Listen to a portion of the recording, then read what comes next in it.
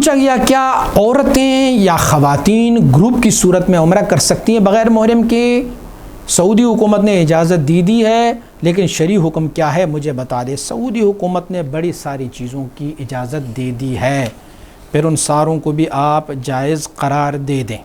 شرعی حکم الگ ہے اور حکومتوں کے احکام الگ ہوتے ہیں۔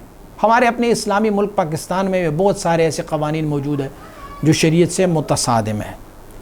آج کل جو ہے سعودیہ میں میوزک عام ہے، تو پھر ہم کہیں گے سعودی حکومت نے اجازت دی ہے میوزک کا، تو میوزک بھی بجاؤ۔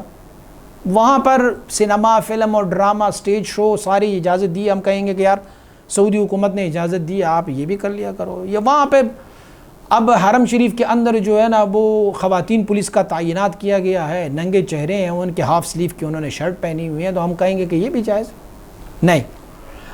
شریعت کا حکم الگ ہے۔ بعضی متاخرین علماء جنہوں نے اس کو جواز دیا ہوا ہے کہ جی پرانے زمانے میں عورت محفوظ نہیں تھی اور اب کے زمانے میں عورتیں محفوظ ہے، تو ذرا ہاتھ لگا کے تو دیکھ کیا بنتا ہے تیرا۔ سب سے پہلے جنہوں نے خود خواتین کو چھیڑنا ہوتا ہے وہی جوتا اٹھا کے تمہارے سر پہ دے، ہمارے یہ قسمت تو میری تھی، تم نے کیوں چھیڑا اس کو۔ تو آج کل خواتین جو ہے نا وہ کہتے ہیں محفوظ ہے۔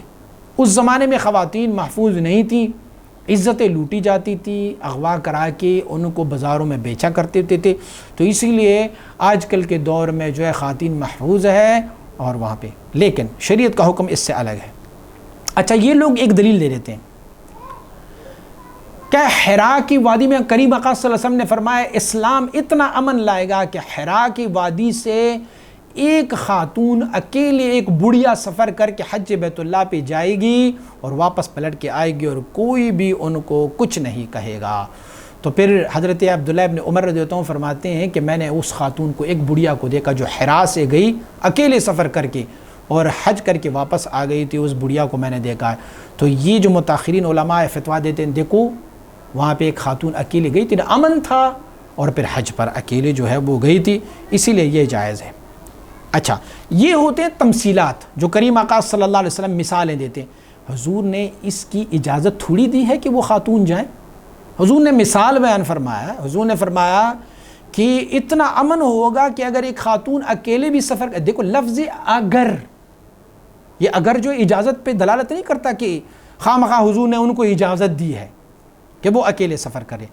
اور جو سفر اکیلے خواتین کے جو مدت سفر ہے اس کی منع کے بارے میں آپ کو اتنی سارے احادیث، اتنے سارے فتاوی جات ہے کہ جس کا کوئی حل نہیں ہے۔ تو آج کل کے زمانے کا مولوی ان احادیث اور ان فتاوی کے بالکل الٹ اپنی عقل کے مطابق کیسے دلیل دے سکتے ہیں؟ حدیث میں تو کوئی ایسا ذکر نہیں آیا نا کہ اگر راستے پر امن ہو تو خواتین پر چلی جائے۔ کوئی ایسا حدیث ہے کہ حضور نے فرمایا ہوگا کہ اگر راستے میں امن ہو تو پھر خواتین جو ہے نا وہ اکیلی سفر کر لے؟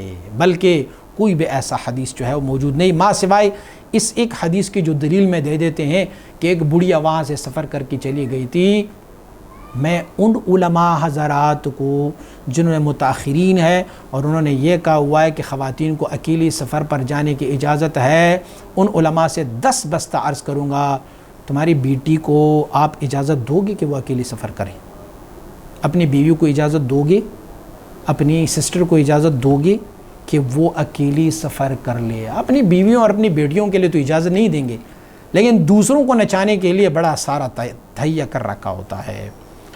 صحیح بخاری میں ذکر ہے، صحیح مسلم میں ذکر ہے، ابن ماجہ ابو داود میں ذکر ہے، ترمذی اور بہقی میں ذکر ہے، مصنف ابن ابی شیبہ میں، الحاکم للمستدرک، احادیث کی جتنی کتابیں آپ اٹھا لو تو حضور نے منع فرمایا ہوا ہے کہ کوئی خاتون بھی، حتیٰ کہ ہمارے فقہاء نے فرمایا ہوا ہے کہ حج فرض ہونے کی ایک دلیل یہ بھی ہے، کسی خاتون کے پاس رستے کا امن بھی موجود ہو، دیکھو رستے کا امن بھی موجود ہو، ان کے پاس مال بھی موجود ہو، صحت بھی ہو ان کے پاس، گھر چھوڑ کے جانے سے لے کے واپس آنے تک گھر کے خرچوں اور اخراجات کے پیسے بھی موجود ہو، یعنی ان پر فرض ہوا ہو حج، اور صرف ان کے پاس محرم نہ ہو تو بھی فرض حج ان سے ساقط ہے۔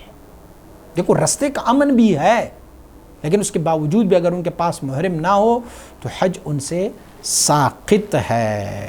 اس طرح آپ دیکھیں موطا امام مالک کو بھی، موطا امام محمد کو بھی دیکھیں، ہمارے فقہ کی کتابوں کو دیکھیں، فتاوی ہندیہ کو دیکھیں، عالمگیری کو دیکھیں، آپ اس کے علاوہ فقہ حدیثیہ کو دیکھیں، آپ الفقہ الادلہ اور اسلامیہ کو دیکھیں، آپ دوسرے تمام فقہا کی کتابوں کو دیکھ لیں، کسی فقیہ نے کسی بھی خاتون کو بغیر کسی محرم کے شرعی حد سفر پہ اکیلے جانے کی اجازت بالکل نہیں دی۔